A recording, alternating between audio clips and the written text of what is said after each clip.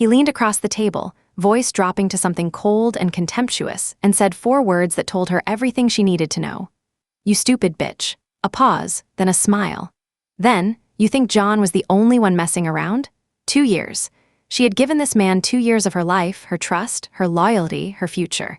And sitting there in that public restaurant, watching his face shift from fake remorse into something almost predatory, she realized something that would take a few hours to fully land. She hadn't lost a relationship. She had escaped one. But here is what makes this story extraordinary. She didn't scream. She didn't cry. She didn't throw her drink across the table, though God knows she would have been justified. She didn't beg for an explanation or spiral into the kind of devastated silence that men like this are counting on. Instead, she did something far more powerful. She got up from the table. She walked out of the restaurant. She stopped for Chipotle on the way home and watched Netflix on her couch. And a few hours later, she called the woman this man had helped destroy, and the two of them began rebuilding together. This is the story of a man who believed that covering for his cheating best friend was a form of loyalty worth bragging about. And the woman who let him believe that, right up until she didn't need him anymore. My name is Cold Karma. And today, we are going back to November of 2015, to a friendship group that looked perfect from the outside and was rotting from the inside out.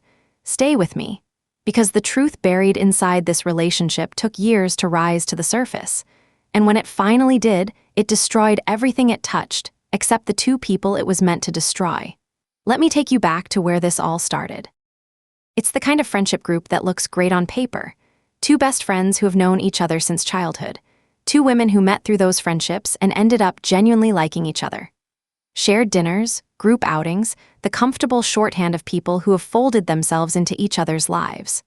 From the outside, it looks exactly like what people dream about when they imagine adulthood going well, a real community, not just a collection of acquaintances. Our narrator was 25 years old and nearly 2 years into a relationship with a man named Sami. 27, charming, the kind of guy who made you believe in the concept of a genuinely good man. By her own account, their relationship was wonderful, stable, loving, the kind she had stopped wondering whether it would last. Sami's best friend John was part of the package, a guy she genuinely liked, easy to be around, fun in a group, no obvious red flags. John had been dating a woman named Lauren for 5 years. 5 years. That is not a casual arrangement. That is not something you drift into. That is a deliberate, sustained commitment, the kind that carries shared history, shared plans, and the entirely reasonable assumption that the person you are with has chosen you and keeps choosing you every single day.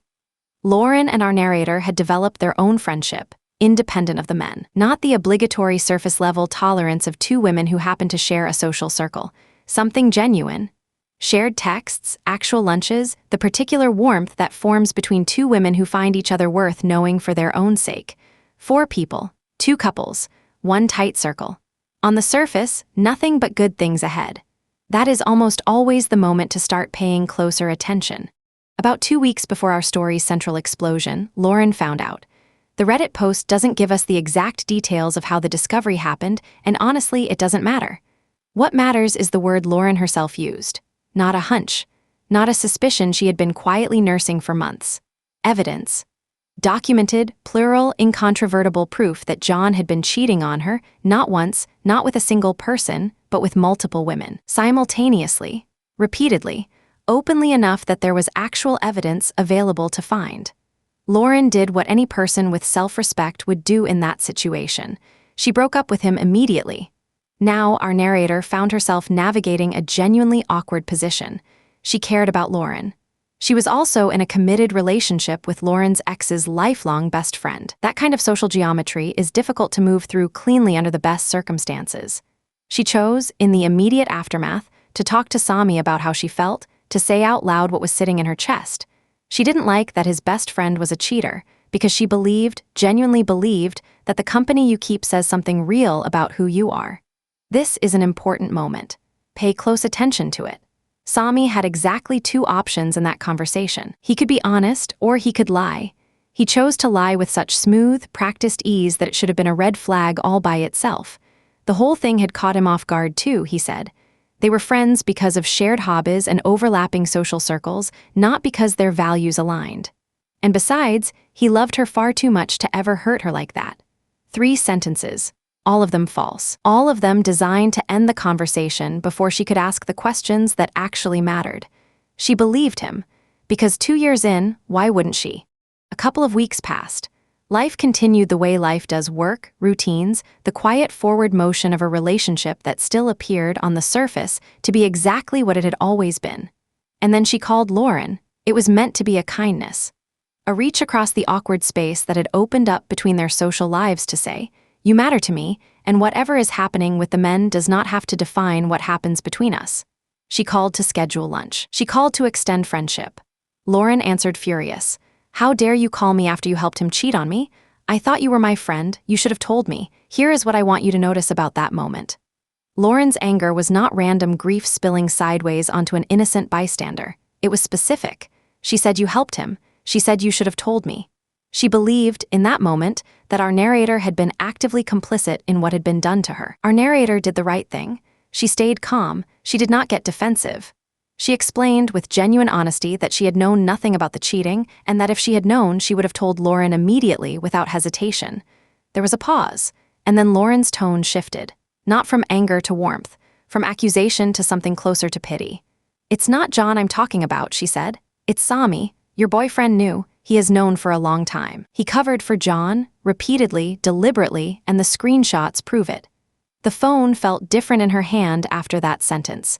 The entire afternoon rearranged itself. She asked Lauren to send her the proof. The screenshots arrived, and they were exactly as damning as Lauren had promised. "I need you to understand what covering for actually looked like in practice, because the language makes it sound abstract when the reality was anything but." This was not Sami being a passive bystander. This was not him looking the other way or pretending not to notice something uncomfortable. This was active, deliberate, sustained participation in the deception. This was Sami calling Lauren and saying, in a calm, friendly voice, like a man doing someone a casual favor, "Oh yeah, John's over at my place. We're just hanging out while John was somewhere else entirely, with someone else entirely." This was Sami telling her, "John mentioned he'd be at his nephew's baseball game. He'll be back around 4, a specific, constructed alibi." Delivered with the offhand confidence of someone who has done this so many times it no longer even registers as lying. Not once, not twice, literally dozens of times, and here is the detail that moved this from terrible to unforgivable. John was not just cheating, he was cheating without protection, with multiple women, simultaneously. Which meant that Lauren, who had committed 5 years of her life to this man, who trusted him, who had no reason to take precautions against the risks he was actively exposing her to, was being unknowingly subjected to potential sexually transmitted infections, entirely without her knowledge or consent. And Sami knew that. He knew the full picture. And he kept covering anyway. Sami, who saw Lauren every single week. Sami, who, and this is the detail that should lodge in your chest and stay there, referred to Lauren as his little sister, who looked at this woman he claimed to love like family and smiled and lied, and handed John back to her with a clean alibi and not a single trace of guilt. The evidence was real, undeniable, documented. The man she thought she knew had never existed. She sat with it for the rest of that day. And I genuinely imagine, because this is the kind of thing the human mind has to process in stages, that it didn't hit her all at once. First comes the intellectual layer. He lied. He covered for John. The evidence is real and it isn't ambiguous. That layer is almost manageable. It's almost just information. Then comes the personal layer underneath it. He sat across from me in our kitchen and said this caught him off guard too. He looked right at me and said that. And then the layer beneath that one, the one that lives in the quiet underneath everything. He told me he loved me too much to ever hurt me like that. And beneath even that, the question that the screenshots had made impossible to keep avoiding. If he was willing to lie that convincingly, that repeatedly, to protect his cheating friend, what else was he lying about? One of the top comments on her original post said it with uncomfortable directness. "My first thought would be whether John has ever covered for your boyfriend." She did not respond with words. She responded with a sad face emoji. That is not the reaction of someone who had considered the possibility and dismissed it. That is the response of someone who had already thought it, who had felt the shape of it, and was not ready yet to say it out loud. She canceled the weekend plans to see Sami. She needed distance. She needed space to think without his voice in the room redirecting the story. She talked to people she trusted. She read comments. She let herself sit, uncomfortably, in the full weight of what she now knew. She took the full weekend, and by Tuesday morning, the decision was made. Ending a 2-year relationship is not simple, even when you are completely certain. There's an architecture to something that long, shared routines, overlapping social lives, a whole identity built around the word we, and taking it apart requires a specific kind of intention that's harder than it looks from the outside. She didn't text. She didn't call. She asked Sami to meet her in person. And critically, she chose a public place. That choice was deliberate, and it was smart. Public settings change the dynamics of a confrontation. They limit escalation. They offer neutral ground. They make it harder for someone to perform the version of themselves designed to make you doubt what you already know, harder to escalate, harder to manipulate, harder to stage the kind of emotional theater that might introduce just enough doubt to slow you down. She knew who she was walking in to confront. She had the screenshots. She had Lauren's full account. She had 2 years of accumulated moments that were now quietly reordering themselves in her memory under the light of what she now understood. What she could not have fully anticipated was how clean the ending would actually be. Because some people, when confronted, collapse into apology. They reach for remorse. They try to salvage something. Sami had a different approach. Complete, flat-footed denial. Confident denial, the kind that comes from years of practice. He denied with the same easy fluency he had used to cover for John, with the same casual certainty that had worked on Lauren for years. But she wasn't there to be convinced. She wasn't looking for an explanation that might change her mind. She had already made the decision before she walked through the door. This meeting was not a negotiation. It was a formality, and she was the only one who knew that. They sat across from each other in a public restaurant, one of those deliberately ordinary spaces that people choose for difficult conversations because the ambient noise of other lives somehow makes hard words easier to say. She told him what Lauren had told her. Calmly, directly. She laid out the evidence without embellishment. He denied it. Of course he did. Denial is the first move, the automatic reach of a person who hasn't yet calculated how much evidence is sitting on the other side of the table. He denied with the practiced confidence of a man who had been lying successfully for years and had no immediate reason to believe this time would be any different. But she wasn't wavering. She could see it registering in him, that micro-recalibration behind the eyes when someone realizes the usual playbook isn't producing the usual results. Her expression wasn't softening. She wasn't looking for an exit he could offer her. The dynamic had shifted in a way he was only just beginning to understand. The denials weren't landing, so he shifted strategies. He stopped denying, and he started explaining his reasoning. Now, I want you to think about that for a second. He moved from "I didn't do it" to "let me tell you why what I did was actually fine." That is not the pivot of a man who regrets anything. That is the pivot of a man who is certain, on some level, that his logic is airtight, that if she could just see it from his perspective, she would understand. Do you want to know what a man reveals about himself when he believes the conversation is already lost and he has nothing left to perform? He tells you what he actually believes. The mask comes down. The operating system underneath goes live, and Sami's operating system was about to speak directly. He leaned forward. With complete, earnest sincerity, like a man who genuinely believed he was about to win the argument, he said, "Wouldn't it be worse if I was the kind of guy who didn't cover for his friends? Don't you want a man who is loyal? Read that again. Sit with it." He took covering for his best friend's serial infidelity, years of lying to Lauren's face, facilitating her repeated exposure to potential health risks without her knowledge or consent, systematically dismantling her ability to make informed decisions about her own body and her own life. And he framed it as a virtue, as evidence of his own moral character, as the thing that should make her proud to be with him. He said it like a man reading from a personal code of honor. He said it like a martyr. He said it with the conviction of someone who has rehearsed this justification privately so many times, in so many internal arguments with himself, that it had started to feel not just reasonable but righteous. "Don't you want a man who is loyal?" And she laughed, not the mean laugh of someone savoring a victory. Not performance.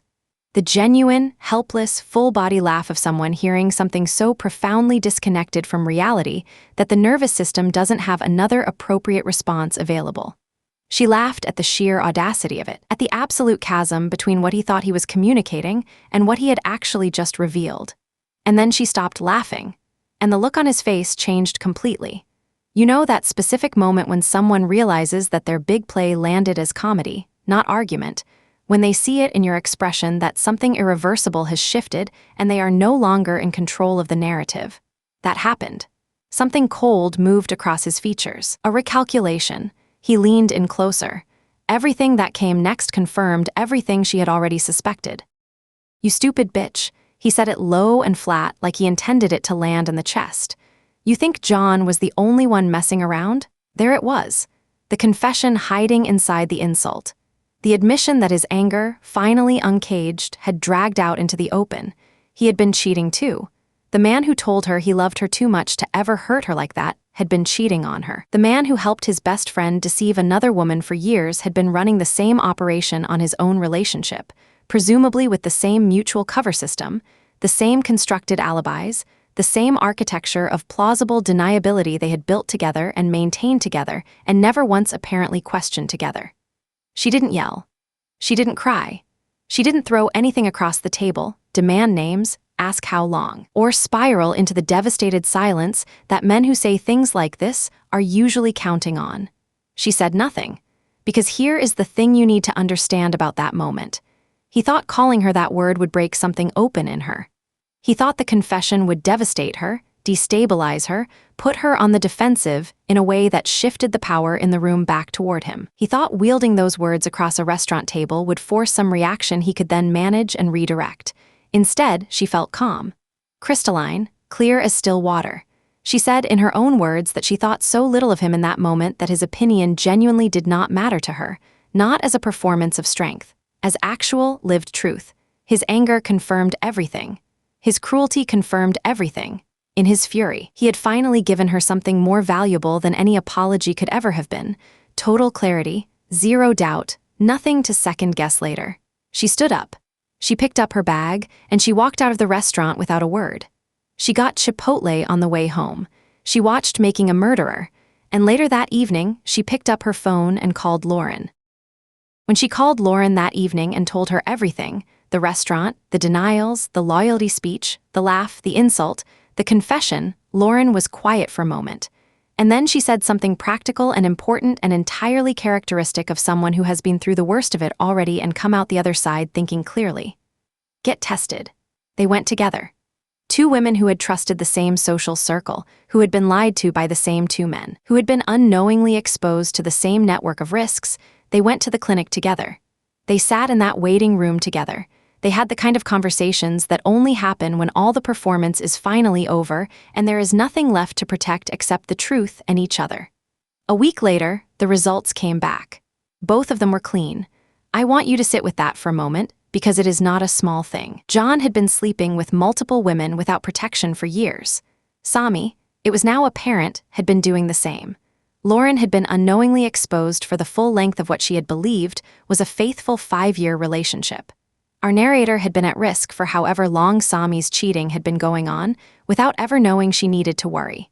The fact that both of them walked away from this medically unharmed is not a footnote. It is, in its own complicated way, a mercy that neither of these men deserved to give them. And in the wreckage of everything, the betrayal, the screenshots, the restaurant, the walkout, the waiting room, something quietly extraordinary happened. The friendship between these two women, which had nearly been collateral damage in the disaster, grew into something stronger than it had ever been before. Two people who went in as friends of convenience came out as the kind of friends you call when it matters most. Here is what I keep coming back to when I think about this story. Sami did not end this relationship with an insult across a restaurant table. He ended it weeks before that. In the moment, he decided that covering for his cheating best friend was a form of loyalty worth protecting. He ended it the first time he called Lauren on John's behalf with a false alibi. He ended it every single time he looked at the woman he claimed to love and chose the version of himself that the bro code required. The restaurant was just the autopsy, and there is something almost elegant about the way it concluded. He thought calling her a bitch and confessing to his own cheating would be the finishing move, some final act of reclaimed dominance in a conversation he felt slipping away. But what he actually did was hand her the one thing she needed most and could not have manufactured herself: certainty without regret. You know how long the what-ifs can live in a person after a breakup. What if I had tried harder? What if I misjudged them? What if the good parts were real enough to outweigh the bad? What if I gave up too soon? He eliminated every single one of those questions in one sentence. He answered 2 years of potential doubt in a single outburst of anger that he thought was his weapon and turned out to be her gift. She walked out of that restaurant with no ambiguity. None. Clean edges all the way through. And somewhere across town, Lauren got a phone call that night from a woman who had just chosen her, explicitly, clearly, without hesitation, over the men who had failed them both. That is not just karma. That is two people deciding they deserve better and being completely, absolutely right about it. The universe tends to notice when people make those decisions. Cold karma is proof.